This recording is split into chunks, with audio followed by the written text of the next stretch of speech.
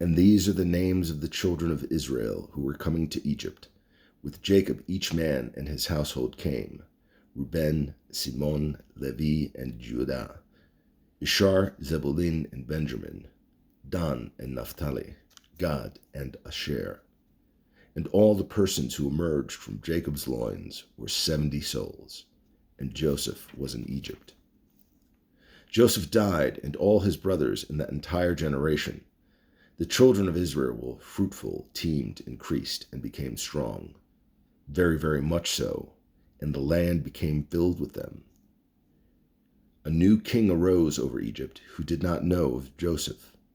He said to his people, "Behold, the people, the children of Israel, are more numerous and stronger than we. Come, let us outsmart it, lest it become more numerous, and it may be that if a war will occur, it too may join our enemies, and wage war against us, and go up from the land." So they appointed taskmasters over it, in order to afflict it with their burdens. It built storage cities for Pharaoh, Pithom, and Ramses. But as much as they would afflict it, so it would increase, and so it would spread out. And they became disgruntled because of the children of Israel. The Egyptians enslaved the children of Israel with crushing harshness. They embittered their lives with hard work, with mortar and with bricks, and with every labor of the field. All their labors that they performed with them were with crushing harshness.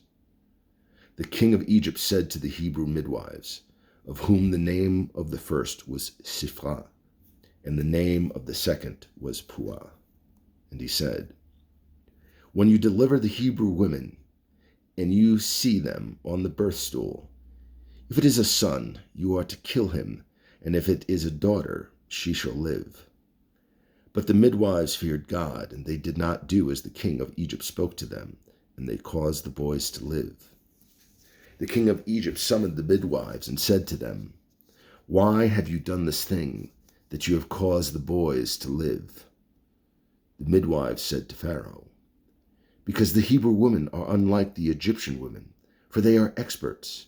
Before the midwife comes to them, they have given birth." God benefited the midwives, and the people increased and became very strong. And it was because the midwives feared God that he made them houses. Pharaoh commanded his entire people, saying, "Every son that will be born into the river shall you throw him, and every daughter shall you keep alive." A man went from the house of Levi, and he took a daughter of Levi. The woman conceived and gave birth to a son. She saw that he was good, and she hid him for 3 months. She could not hide him any longer, so she took for him a wicker basket and smeared it with clay and pitch. She placed the boy into it and placed it among the reeds at the bank of the river. His sister stationed herself at a distance to know what would be done with him. Pharaoh's daughter went down to bathe by the river, and her maidens walked along the river. She saw the basket among the reeds, and she sent her maidservant, and she took it. She opened it and saw him, the boy, and behold, a youth was crying. She took pity on him and said, "This is one of the Hebrew boys." His sister said to Pharaoh's daughter, "Shall I go and summon for you a wet nurse from the Hebrew women who will nurse the boy for you?" The daughter of Pharaoh said, "Go." The girl went and summoned the boy's mother. Pharaoh's daughter said to her, "Take this boy and nurse him for me, and I will give you pay." So the woman took the boy and nursed him. The boy grew up, and she brought him to the daughter of Pharaoh, and he was a son to her. She called his name Moses, as she said, "For I drew him from the water." It happened in those days that Moses grew up and went out to his brethren and observed their burdens. And he saw an Egyptian man striking a Hebrew man of his brethren. He turned this way and that, and saw that there was no man. So he struck down the Egyptian and hid him in the sand. He went out the next day, and behold, 2 Hebrew men were fighting. He said to the wicked one, "Why would you strike your fellow?" He replied, "Who appointed you as a dignitary, a ruler, and a judge over us?" Do you propose to murder me as you murdered the Egyptian?" Moses was frightened, and he thought, "Indeed, the matter is known." Pharaoh heard about this matter and sought to kill Moses. So Moses fled from before Pharaoh and settled in the land of Midian. He sat by a well. The minister of Midian had 7 daughters. They came and drew water and filled their troughs to water their father's sheep. The shepherds came and drove them away. Moses got up and saved them and watered their sheep. They came to Reuel their father. He said, "How could you come so quickly today?" They replied, "An Egyptian man saved us from the shepherds, and he even drew water for us and watered the sheep." He said to his daughters, "Then where is he? Why did you leave the man? Summon him and let him eat bread." Moses desired to dwell with the man, and he gave his daughter Zipporah to Moses. She gave birth to a son, and he named him Gershom, for he said, "I have been a stranger in a foreign land." During those many days it happened that the king of Egypt died, and the children of Israel groaned because of the work, and they cried out. Their outcry because of the work went up to God. God heard their moaning, and God remembered his covenant with Abraham, with Isaac, and with Jacob. God saw the children of Israel, and God knew. Moses was shepherding the sheep of Jethro, his father-in-law, the priest of Midian. He guided the sheep far into the wilderness, and he arrived at the mountain of God, toward Horeb. An angel of Hashem appeared to him in a blaze of fire from amidst the bush. He saw, and behold, the bush was burning in the fire, but the bush was not consumed. Moses thought, "I will turn aside now and look at this great sight. Why will the bush not be burned?" Hashem saw that he turned aside to see, and God called out to him from amid the bush and said, "Moses, Moses." And he replied, "Here I am." He said, "Do not come closer to here. Remove your shoes from your feet, for the place upon which you stand is holy ground." And he said, "I am the God of your father, the God of Abraham, the God of Isaac, and the God of Jacob." Moses hid his face, for he was afraid to gaze toward God. Hashem said, "I have indeed seen the affliction of my people that is in Egypt, and I have heard its outcry because of its taskmasters, for I have known of its sufferings. I have descended to rescue it from the hand of Egypt, and to bring it up from that land to a good and spacious land, to a land flowing with milk and honey, to the place of the Canaanite, the Hittite, the Amorite, the Pezerite, the Hivite, and the Jebusite. And now, behold, the outcry of the children of Israel has come to me, and I have also seen the oppression with which the Egyptians oppress them. And now go, and I shall dispatch you to Pharaoh, and you shall take my people, the children of Israel, out of Egypt." Moses replied to God, "Who am I that I should go to Pharaoh, and that I should take the children of Israel out of Egypt?" And he said, "For I shall be with you, and this is your sign that I have sent you. When you take the people out of Egypt, you will serve God on this mountain." Moses said to God, "Behold, when I come to the children of Israel and say to them, 'The God of your forefathers has sent me to you,' and they say to me, 'What is his name?' what shall I say to them?" God answered Moses, "I shall be as I shall be." And he said, "So shall you say to the children of Israel, 'I shall be has sent me to you.'"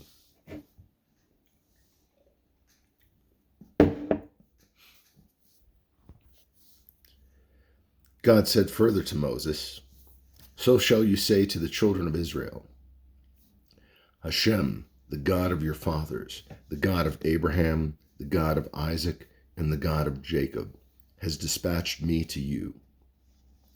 This is my name forever, and this is my remembrance from generation to generation. Go and gather the elders of Israel and say to them, Hashem, the God of your forefathers, has appeared to me, the God of Abraham, Isaac, and Jacob, saying, I have surely remembered you and what is done to you in Egypt, And I have said, I shall bring you up from the affliction of Egypt to the land of the Canaanite, the Hittite, the Amorite, the Prezorite, the Hivite, and the Jebusite, to a land flowing with milk and honey.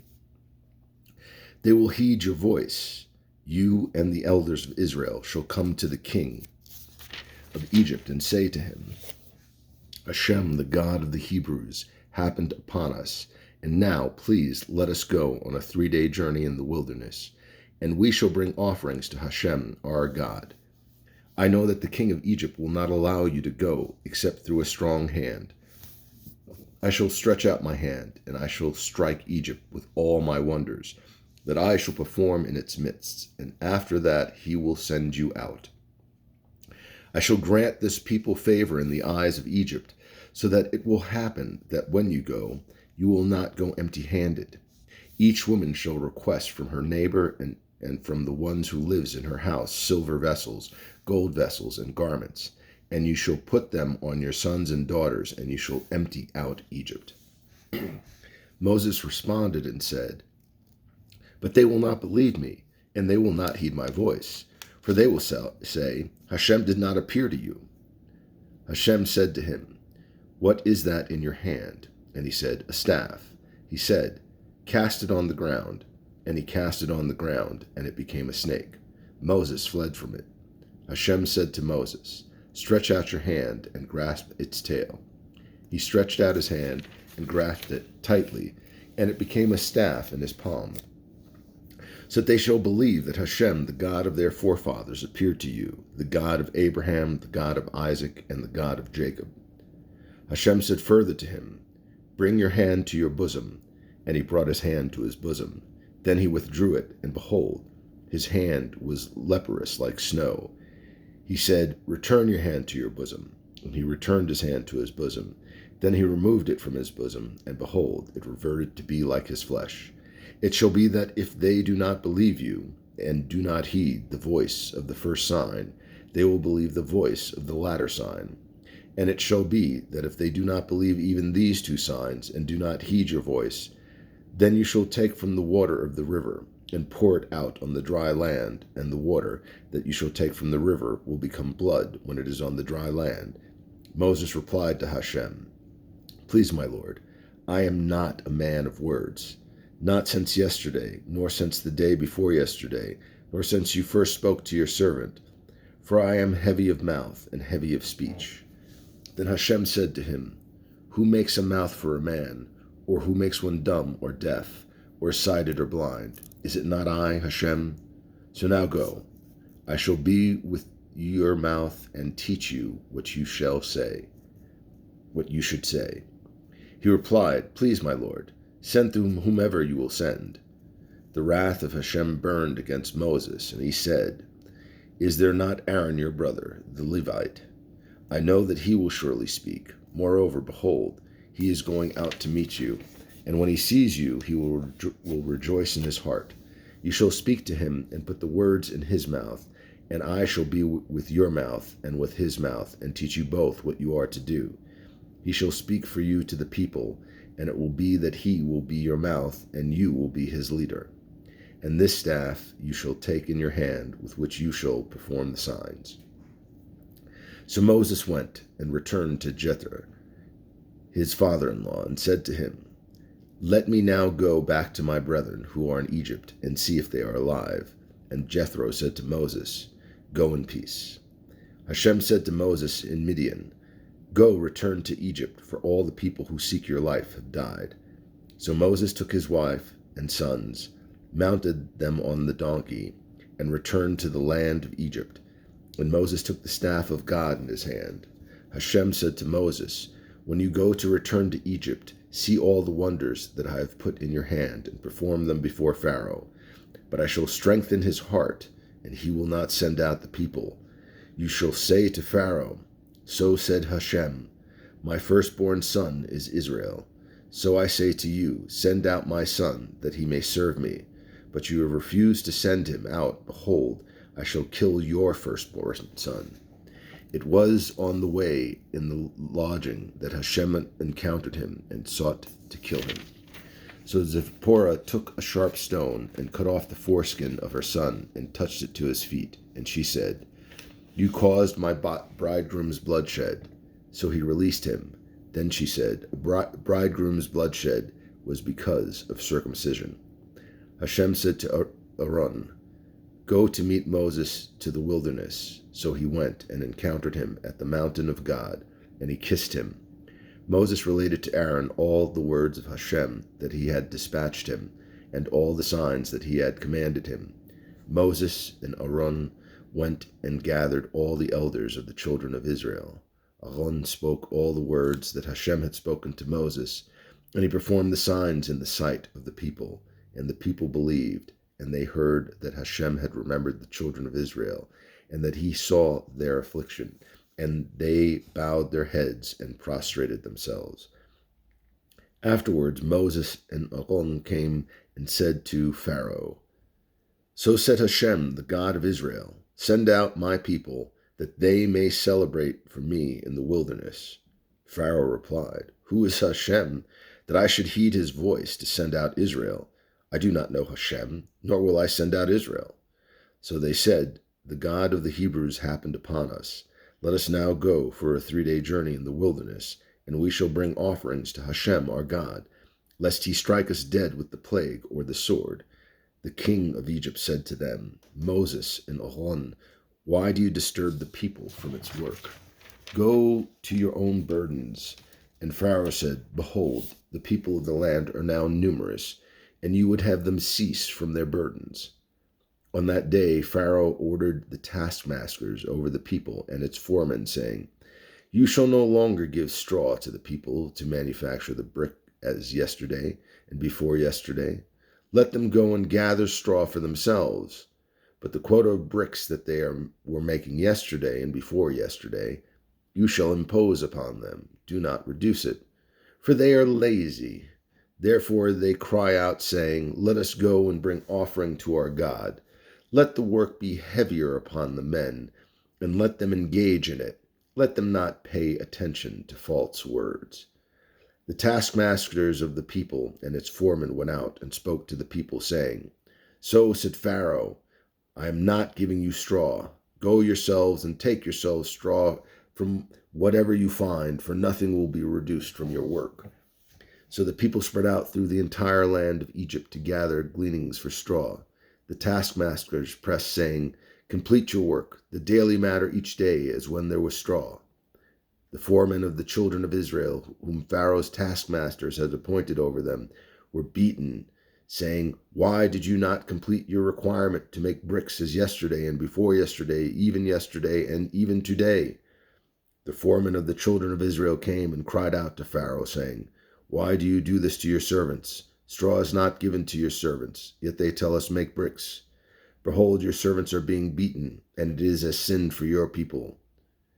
He said, "You are lazy, lazy. Therefore you say, 'Let us go and bring offerings to Hashem.'